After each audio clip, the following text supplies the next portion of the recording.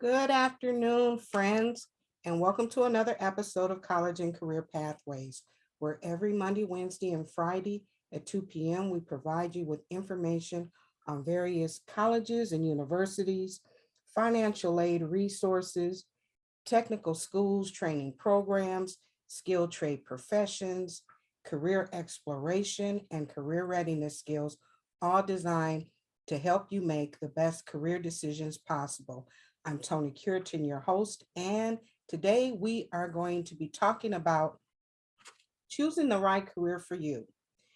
Specifically, we're going to talk about those of you who have decided you want to go to college once you graduate or now that you have graduated.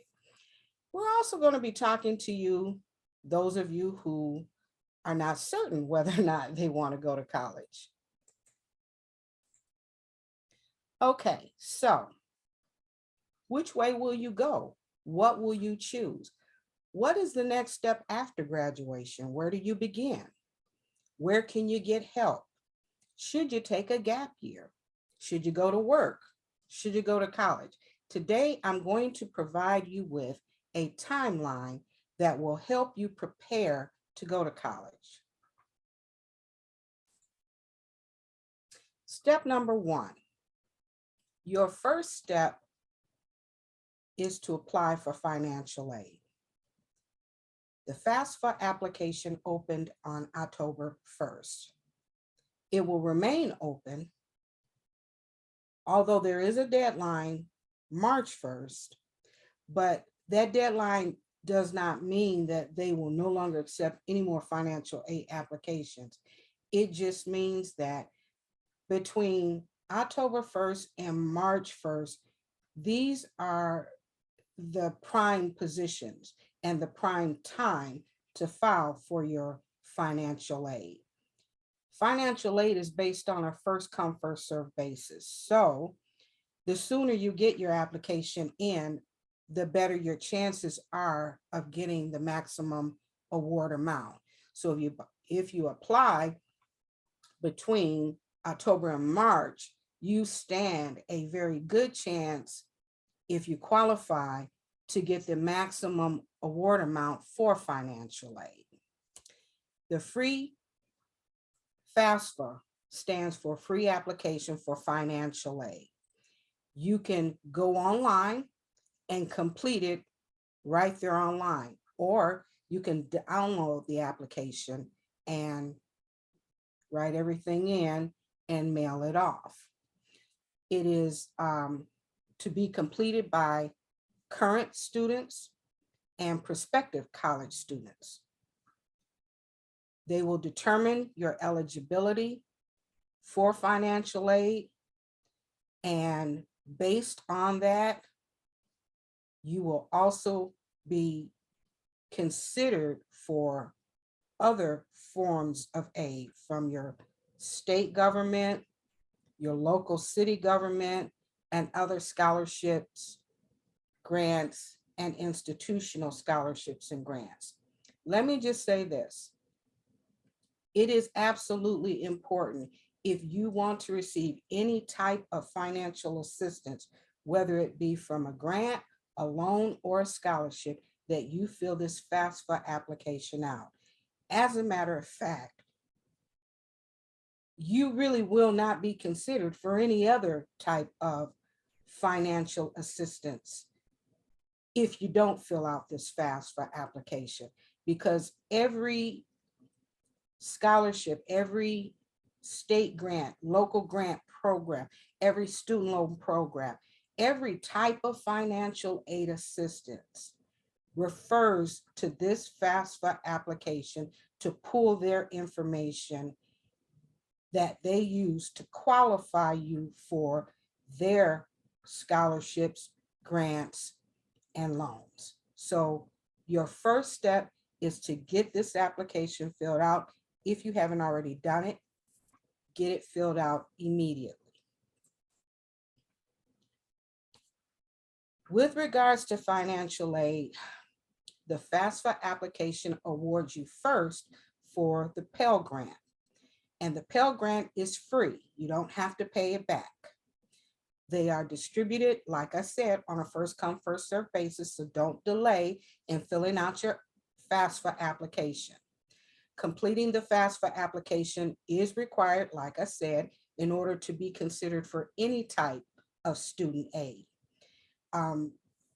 You will be completing currently the application for the 22-23 school semester year. So you're going to be completing your application for next fall. Now, if you're in a position where you're already out of high school and you could go to college as soon as the winter semester or even the spring semester, then you will get, when you go online to fill out the FAFSA application, you will get the 21-22 application and fill that information out. But you're gonna, in any event, whether you're going to go to school, winter, spring, or fall, you're going to be filling out the 22-23 application. The website that you can find this at is studentaid.gov. That's one word, studentaid.gov/h/apply-for-aid/FAFSA. Here are a couple of resource websites that you can go to get some information on how to fill out your FAFSA, whether or not you're eligible for your FAFSA. And these are YouTube video links. They're 3-minute, 5-minute short video links to YouTube that will connect you with an overview of how to fill it out, how to create your username and password to access your FAFSA account, and actually step-by-step how to fill out the FAFSA application. And then there's a short video on, now that you've completed the application and you hit submit and submitted it, what will be your next steps after this? These are some very, very informative videos that will help you through any difficulty or help you to better understand the FAFSA process. Next, and we're still in now, these are the things that you should be doing right now. Next is, you should be thinking along the lines of going to college and trying to do it as debt-free as you possibly can. College is expensive, and it makes absolutely no sense for you to go in debt to get an education, to better yourself. So to help minimize your cost for attending college, it's always best that you attend a community college first. Do your first 2 years. These are called your liberal art years. Do your first 2 years at your local community college. It'll save you a tremendous amount of money, because in-district rates for community college is around $97 to $100 per credit. Rates for tuition per credit at your average university, Wayne State, Eastern, Michigan State, U of M, of course, they have their own and they range in prices, but the average per credit rate for universities are around $450 per credit. So your first 2 years, like I said, are your liberal art years. This is where you take your English comp, your sociology, your psychology, your basic gen ed classes are in your first 2 years. An English comp class is worth 3 credits. No matter where you go, no matter what community college, no matter what university you go to, it is a 3 credit class. Well, say you decide, well, let's compare Wayne State and Wayne County Community College. That English comp class at Wayne County Community College will be $300. That same English comp class at Wayne State will be $1,200. Why pay $1,200 for the exact same educational content that you can receive at a third of the cost of the tuition at a major university? So it is always best for students to attend community college first. Because again, like I said, your objective is to do college as debt-free as possible. Next, you want to check out various community colleges who are hosting financial aid information nights. These are valuable sessions that provide you with a lot of valuable information on what you need to do to fill out your FAFSA application, how to understand the various aspects of financial aid, the award amounts. All of that information can be found in various information sessions. Henry Ford Community College, they are going to be holding a virtual one on December 14th. Go on their website, look under their event calendar, register, and attend. That way you can get the information you need to assist you in filling out your financial aid and understanding financial aid and scholarship information. The maximum Pell Grant award currently for this year is $6,495. That's for fall and winter semester. So you divide that, and that is roughly $3,200 per semester. Again, if you were at Wayne State, your English comp class would cost you $1,200. So $3,200 minus $1,200 for that English comp class only leaves you with $2,000. That means you could take one more class for sure that would be covered under Pell Grant. If you took a third class, it would cover a good portion, but then you would now have a balance that you would have to pay for out of your pocket or find another means to cover that expense.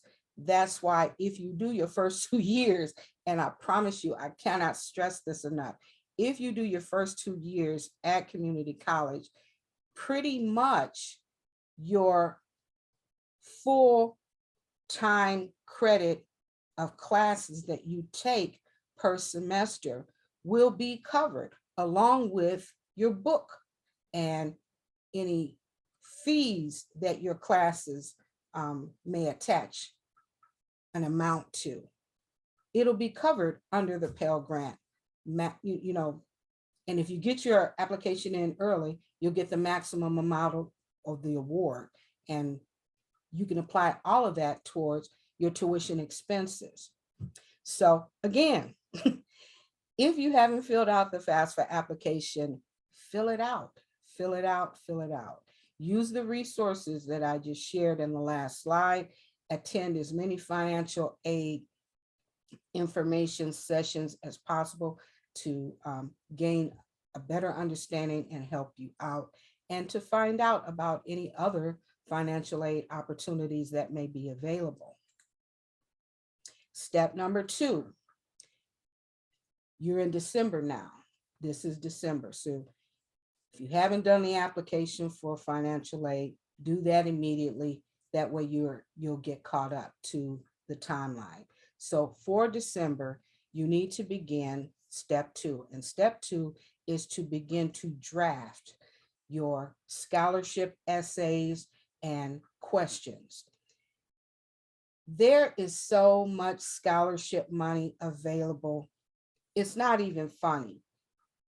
And the thing is, most people don't apply for scholarships because they think they don't qualify, or they think that there's no sense in applying for it because I just won't get it, you know. So many um, endowment funds, corporation, benevolent fund. So many companies have scholarship monies available that go unused because so many people think, oh, I'll never get it. I'll never get it. December, this month is the month that you should begin to start putting your scholarship essays together. 250-word essay, 500-word essay, answering some basic biological questions about yourself, biographical, not biological, biographical questions about yourself. All scholarship essays and questions asked, tell us about yourself, tell us something about yourself. And so they want you to share insight about yourself. What are your plans for the future? What do you want to study? What career have you chosen for yourself? They want you to talk about that. And these are really basic, simple things to do in order to get, you know, 500, 1,000, $2,000. How much time did that take, out of your day? It's real simple. I would also suggest that you download the Scholly app on your cell phone. This is an excellent app. You go in and you fill out profile information about yourself. Your name, complete address, what your grade point average was when you graduated, what you're interested in studying in school. And based on that information that you fill out, Scholly will develop a profile, and it will search all of the various scholarship platforms that are out there and available to see if you qualify for any of those scholarships. And if you do, they will automatically send the scholarship to your phone with all of the information, the requirements, the deadline, the award amount for you to fill out and submit your application for, so that you can win the award. That's why December is important, because if you draft these essays and answer these questions in advance, when you download this app and fill out your profile information, they'll already have it, and you'll already have your essays ready, so that when they send you the alert saying, hey, Coca-Cola is offering this scholarship for $5,000 for students that are interested in studying culinary arts, and that just happens to be the vocation that you want to study when you go to college. And so now you meet the requirements based on the profile you filled out in the Scholly app. And now you've already done your essay and answered all your essay questions. So all you have to do is pull your file, upload it to the website, and submit it. It's so easy. Apply for as many scholarships as there are available and that you qualify for, and apply as often as they come available, because again, college is expensive, and you're going to definitely need this scholarship money once you hit your junior and your senior year in college. So get the Scholly app and start drafting your essay and questions. Here is an example of some of the questions that they ask you in your essay and in your scholarship questions. Common questions are, tell us about yourself. What is your greatest strength and weakness? Why do you deserve this scholarship? What are your career goals? Who has been a role model for you and why? Tell me about your mistakes tell me about a mistake that you made and how you resolved it and what you learned from it. These are examples of some of the questions that they ask in scholarship essays and on scholarship applications. If you go through this list and write out your answers, you'll have all of this set and ready to go. That way, when scholarships become available, which usually begins in January, you'll have all this information ready. And like I say, you just upload the essay that you already wrote out this month and you can submit it. Again, scholarships, just like financial aid, first come, first serve. So the sooner you get your application in, the better your chances of receiving the scholarship and being awarded a maximum amount that they will consider for you. Here in this slide, you see a picture. Lake Michigan Credit Union, they currently have a scholarship that is available, and the deadline to apply for it is January 31st, 2022. The website that you will go to apply for this is lmcu.org/HUTT. That's lmcu.org/HUTT.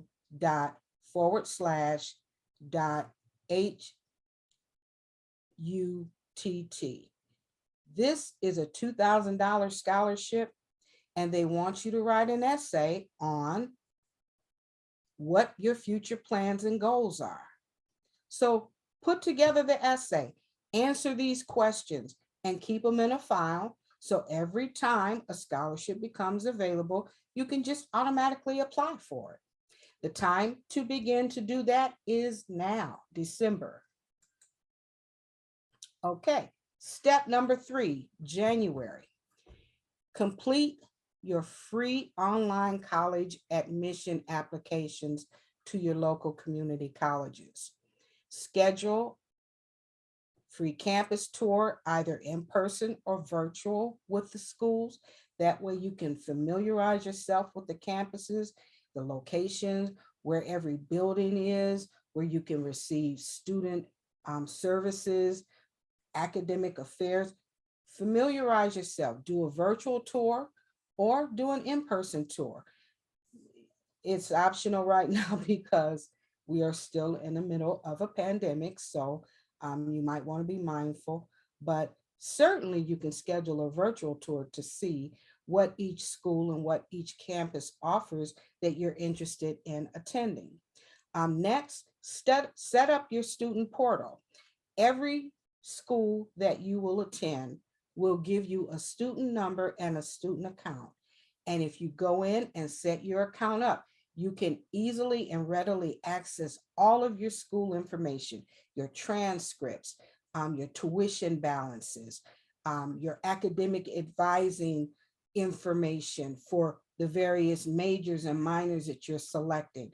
It is a portal designed to make things convenient for you when dealing with your college academic, financial aid situations, and help you experience an easy transition and access student records easily, so that you don't have a lot of issues and not a lot of problems, and you don't have to wait on a lot of people to assist you. You can just go right into your student portal and pull various different information.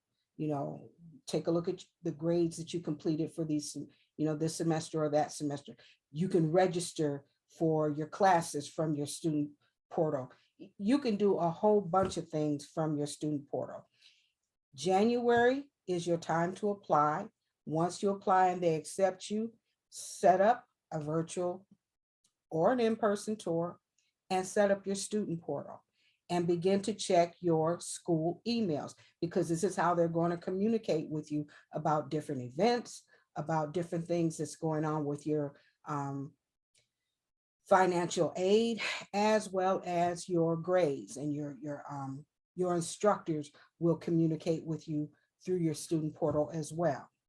Start reviewing your school's course catalog for placement guidelines as well as program options. You know, you're at a place now where if you don't already know what it is you want to do, there are a lot of decisions that you're going to have to make.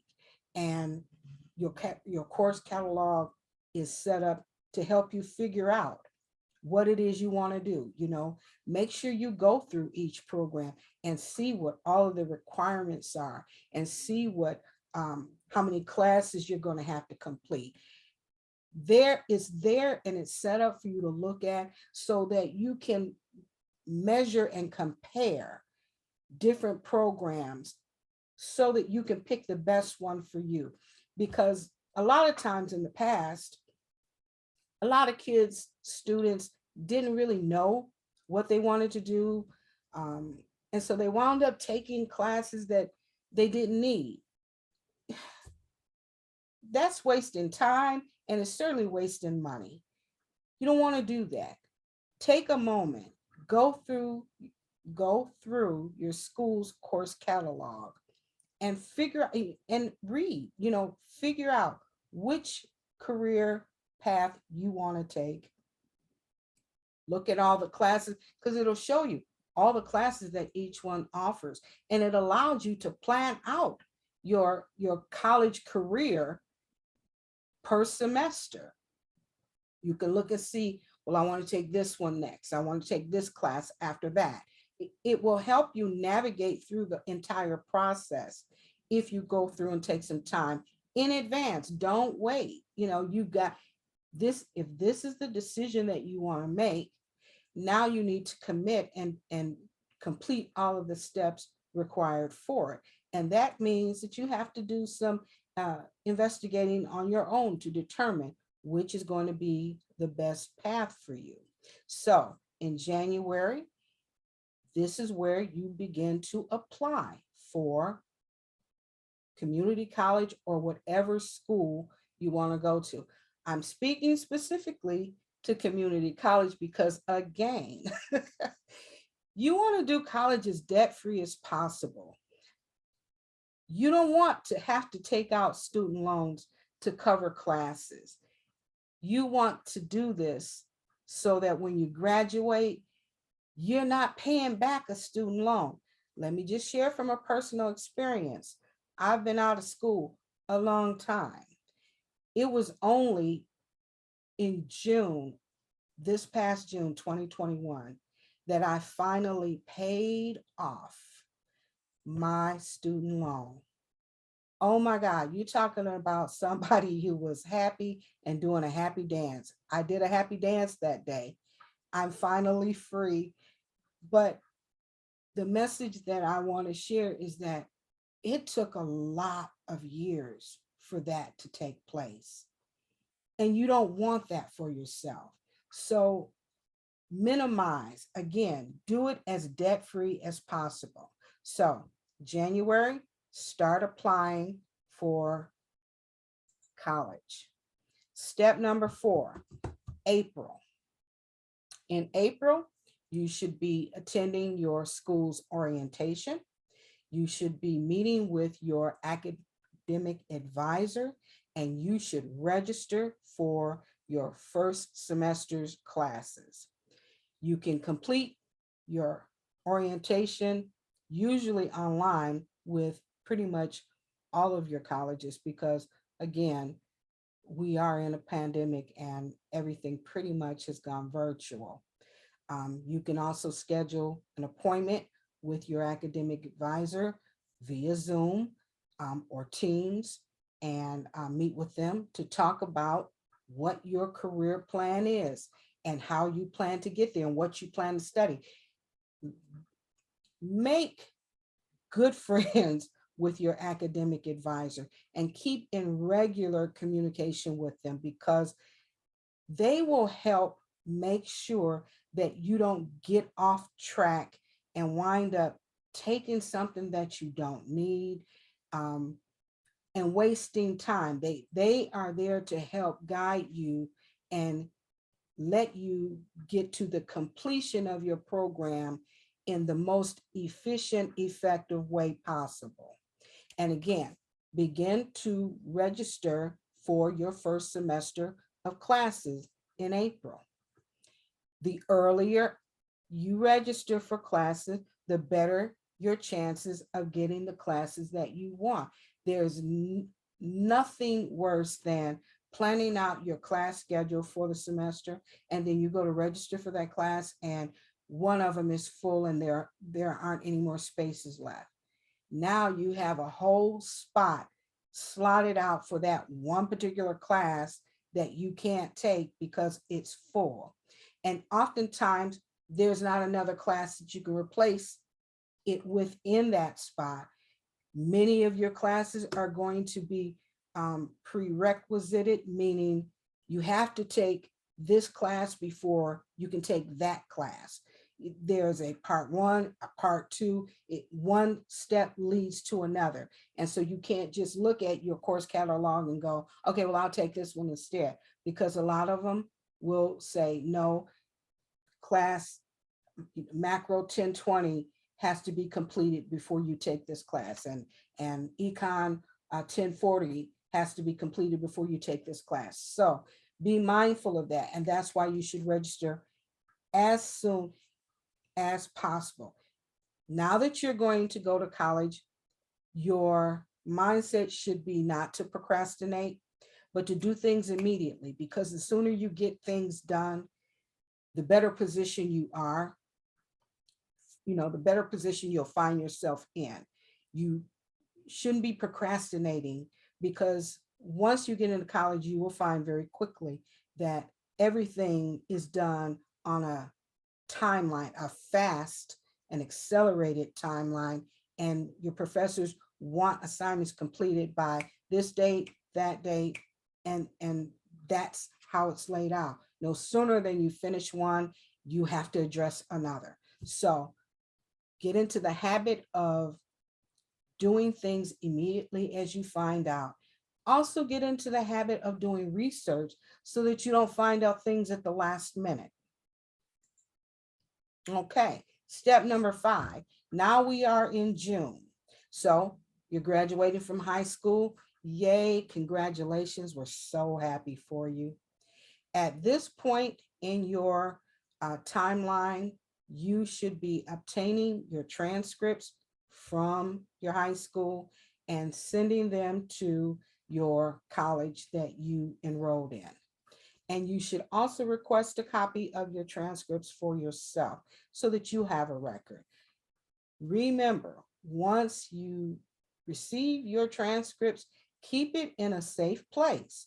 Put it in a file or a safe so that it doesn't get lost or damaged or destroyed.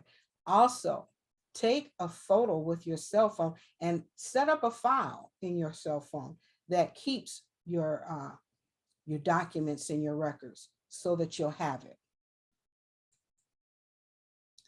Step number 6. We're in August now.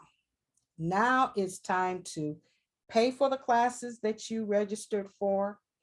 Make sure that you follow all of your payment deadlines. If you don't follow your payment deadlines, they will drop you from your classes, which means that now you run the risk of not being able to take the classes that you want, because when you go back to re-register for them, they could be filled. So once you register, make a note of when that payment is due. And if you're covered completely by financial aid, good, because they'll take care of everything for you through the financial aid office. If you're paying for this partially or maybe even all of it yourself, again, make sure that you keep your payment deadlines, because they will drop you from your classes and you will either have to register for them again or wait until a future semester before you can attend. Next, you should be purchasing your books and supplies. Back in April, when you registered for your classes, through your student portal, you also have the ability to access the books for each of the classes that you register. You will have the ability to access what books they require for each class and the supplies that they require for each class. And that way you can purchase them in advance and be prepared, because time is going to go by very rapidly. As soon as you get your books and as soon as you register, check your book and supply list, and then take that list and begin to purchase all of your books and supplies, because there's nothing worse than the day of class and you don't have all your materials. Again, once class starts, it is accelerated. They go from one day to the next, and deadlines come quickly. The maximum amount of time that you'll spend in any of your classes will be 16 weeks. There are some that are 12 and 14 weeks, and there are even some, usually during the spring semester, that are like 8 to 10 weeks long. But my point is, you don't have a lot of time to waste. The first day of your classes probably will be your only free day per se. And then you'll have some of those instructors and professors that'll come in on that first day and be like, okay, this is the assignment. This is what I need you to do. And then the next thing you know, your next time period for that class will be here. You got to make sure that you have everything ready. You also have to make sure that you set yourself up on a schedule and allocate a certain amount of time per class so that you can address and complete all assignments for it, so that you don't get behind. Again, cannot stress enough. Do not procrastinate. Do not wait. Do not put it off. When they hand you your syllabus on that first day, begin immediately going over your reading material or whatever it is that you have to do and are required to do for that class. Purchasing your books and supplies, of course, you have your campus bookstore, but there are other sources that you can get books and supplies from. Amazon is a good source to get books, textbooks, as well as supplies. Hobby Lobby, Sam's Club, Walmart, Michael's, and Office Max. You can get supplies from these places as well. The reason why I'm bringing this up is because everyone's campus bookstore charges premium for books and supplies. And you can get a lot of the things that they're offering at some of these other places for a lot less money. And again, our objective is to do school, college as debt-free as possible, which means take a minute, shop around, and get the best deal. Lastly, we're in August. Get ready for your fall semester, which should be starting towards the end of August. Towards the end of August is when most schools' fall semester begin. And have a great year. Plan, do not procrastinate. Immediately address assignments that are given. Set yourself up on timelines and schedules so that you can keep track of what you need to do. And if you follow these, you'll discover that you will not encounter a lot of problems because you'll be on top of things. You won't forget, you won't neglect, and you won't miss out on opportunities. Well, friends, that is all my time for today. Thank you so very much for tuning in to College and Career Pathways. Again, every Monday, Wednesday, and Friday at 2 p.m. You can get same Zoom link and tune in to the various colleges and information sources, resources that we have available to help you make career decisions that are going to affect your future. I know this information was a lot. You can look at the video and rewind it, play it again. Know it's going to be very helpful though. That's the important part.